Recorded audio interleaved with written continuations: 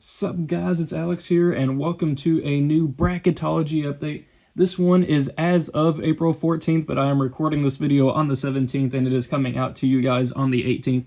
But there has been a ton of movement since the last Bracketology update that we did. There's not any green arrows or red down arrows or anything like that here in this bracket, but as you can see, there are two new representatives here on the one line. I think Baylor is new, along with Virginia. Kentucky and Creighton did fall off after Kentucky loses 94% of their points from this past season. 8 out of their 9 scorers from last season, just in general, are moving on to the draft. Only Keon Brooks remains, and he was not even really that integral part of the rotation. But of course, they've got the number 1 recruiting class coming in, and it was just announced yesterday that Jacob Toppin, which is Obi Toppin's brother, is going to be coming to Kentucky, though I think he has to sit out a year because of a transfer rule and stuff like that. But Kentucky has also gotten Creighton's Davian Mensis, I think how you pronounce that name. So he is going to be eligible to play next year as a graduate transfer. So that's another reason why they're doing pretty good. But I don't think that was factored into this Bracketology update. But either way, I'm really excited to bring it to you guys here. There's been a ton of movement. The one lines are Gonzaga, Villanova, Baylor, and Virginia. 2 lines include Kansas, who would be playing in Wichita. That would be a pretty interesting thing, since I think that Bill Self said he's no longer going to play Wichita State anymore. So that would be kind of an interesting atmosphere to see. Then Wisconsin would be in Lexington. As you can see, everybody knows about that Kentucky-Wisconsin game from the 2015 Final Four, where Wisconsin ended Kentucky's undefeated season. And of course, there was that goaltending, or not the goaltending call, the shot clock where it hit 0, but Wisconsin still was able to score on that play, which I'm still salty about, but that's just sour grapes at this point. Then we have Duke on the 2 line, and then Kentucky on the 2 line in Detroit. Of course, Kentucky cannot play in Lexington because they would be playing at their home arena, and that's not allowed in the NCAA tournament.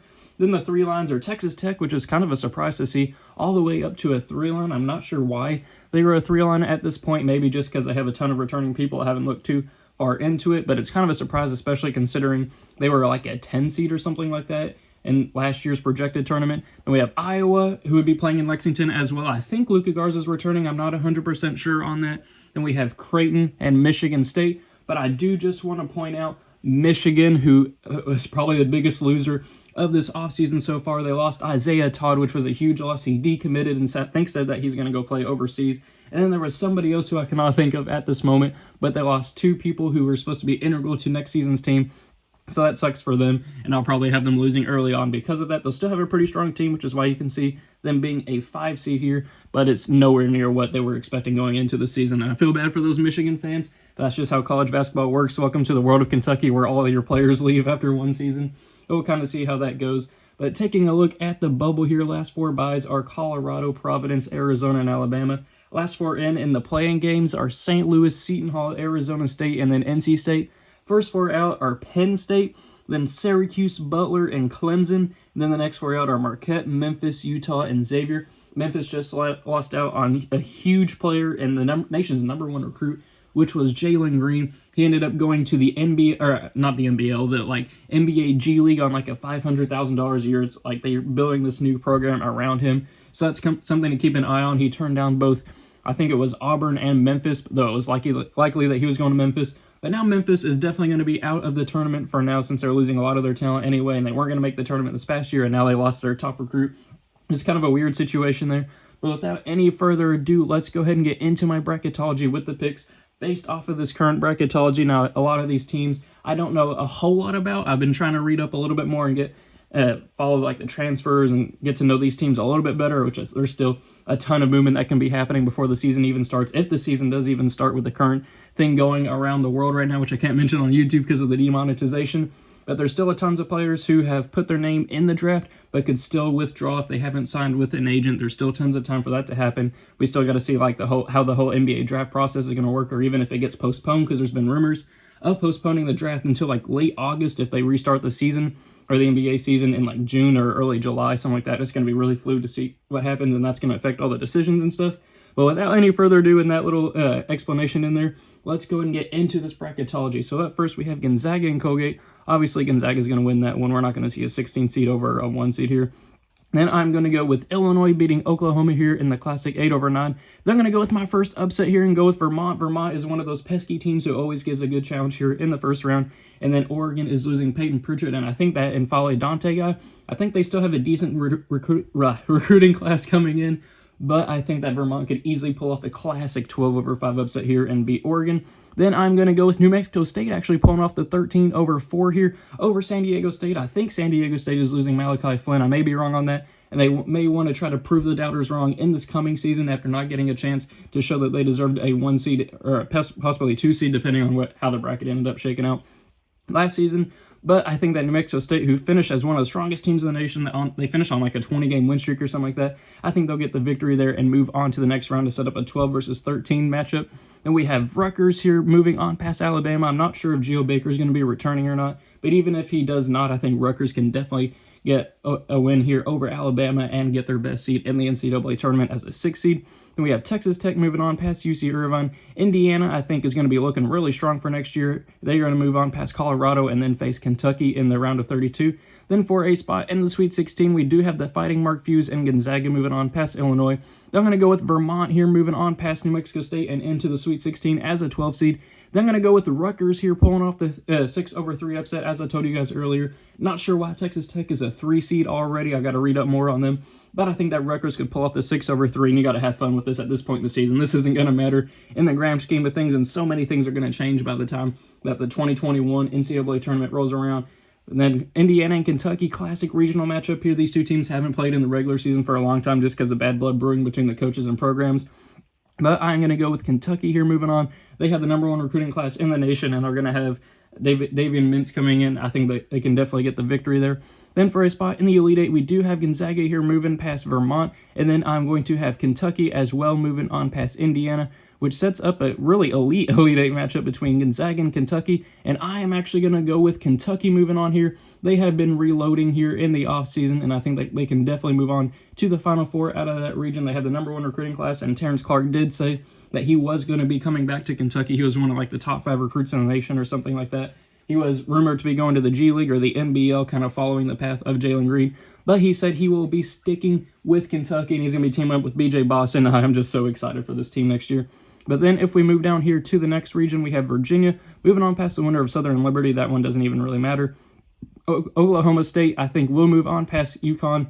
Oklahoma State does have, I think he was the National Player of the Year, and Cade Cunningham. I think he can definitely move Oklahoma State on past UConn, and in the last bracketology that I did have them upsetting Kentucky, so you know how highly I think of him.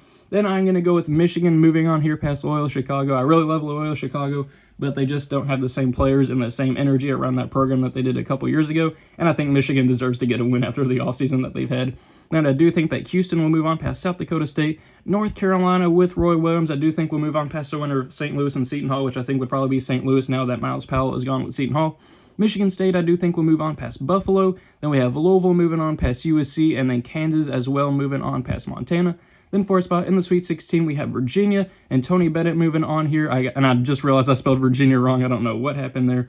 But then we're going to have Michigan lose to Houston right here, a rematch of, I think this was the 2018 tournament where Jordan Poole hit that crazy shot that kind of propelled them to the national championship game against Villanova here over Houston. I'm sure Houston will want revenge in that game, and I think that they will get it here. I'm going to go with Michigan State here as the 3 seed, beating North Carolina as the 6, and then Kansas I do think will be able to beat Louisville. Then for a spot in the Elite Eight, I'm going to go with Virginia. They're looking really good for next year. They have a lot of returning talent. They are going to be facing Kansas with Bill Self. I think they will be able to move on there, and then I'm going to put Kansas here in the Final Four to face off against Kentucky. 2 Blue Bloods in the Final Four right now, but both are 2 seeds. No #1 seeds in that Final Four as of right now. But then if we take a look over here to the right regional part of the bracket, we will have Villanova here facing the winner of Norfolk State and Robert Morris, which I do think will be Villanova. It doesn't really matter who ends up winning between Norfolk State and Robert Morris. I'm going to go with Richmond here beating Purdue. Matt Harms announced he was leaving Purdue in the offseason. He's been rumored to go to Kentucky, but we'll kind of see what happens with that. I mean, like 20 different schools have reached out with him, and I mean, I follow Kentucky the most, and I know we have reached out to him. It'll be interesting to see where he goes, but I just don't think Purdue has enough talent to get a win here in the first round. I'm going to go with Tennessee here, moving on past Furman. West Virginia, I think, will move on past Yale. I really want to see Yale get that upset, but I just don't think it's going to happen. But then I'm going to go with Arizona here, pulling off the 11/6 over Florida. Florida's losing a lot of talent. I mean, Arizona is too, but I have more faith in Sean Miller to rebuild that program and get the victory there over Arizona, or over Florida. Then Iowa will beat Georgia State. Then I'm going to go with UCLA here beating Providence, and then Duke beating Delaware. Then for a spot in the Sweet 16, we do have Villanova here moving on past Richmond. Tennessee with Rick Barnes, I think, will move on past West Virginia. Then Iowa, I think, will be able to beat Arizona. And I'm going to go with a huge upset here and go with UCLA and Mick Cronin over Duke. Duke has had a history of either going to the national championship game or losing in the first 2 rounds of the tournament. It's been classic Duke here recently in like the last 10 years or so, especially with the young talent that they have. And UCLA finished really strong in this past season with Mick Cronin. They were one of the hottest teams in the nation, and they've had a great offseason. I think they got a really good star in recruiting. I can't remember what his name was. I'm just blacking out on that at the moment. But I think that they can get the victory there over Duke and get the huge upset. And then speaking of huge upsets, I'm going to go with Tennessee here, moving on past Villanova. Rick Barnes and Tennessee are going to be stacked next year. I'm really excited to see how they end up doing. Hopefully they don't end up beating Kentucky, but I'm excited to see how they do, especially after the kind of lost season that they had this year.